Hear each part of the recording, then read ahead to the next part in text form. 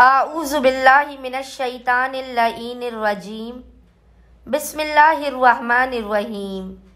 अस्सलामु अलैकुम या अली मदद।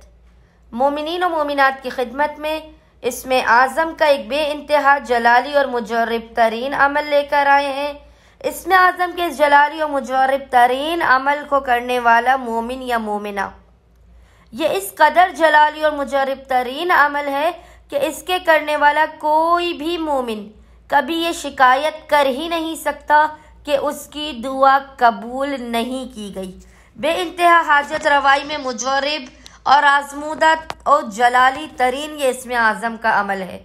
मोमिनीन ने खुसूसी तौर पर अपनी नामुमकिन तरीन हाजात की कबूलियत के लिए, आफात, बलाओ, मुश्किलात और परेशानियों के खात्मे के लिए 12 शव्वाल 12 शव्वाल के पूरे दिन में किसी भी वक्त अव्वल व आखिर 14 मरतबा 14 टाइम्स दुरूद के दरमियान में 62 टाइम्स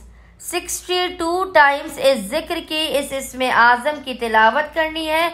और वो जिक्र वजीफ़ा क्या है? वो जिक्र वजीफ़ा है या बातिनो।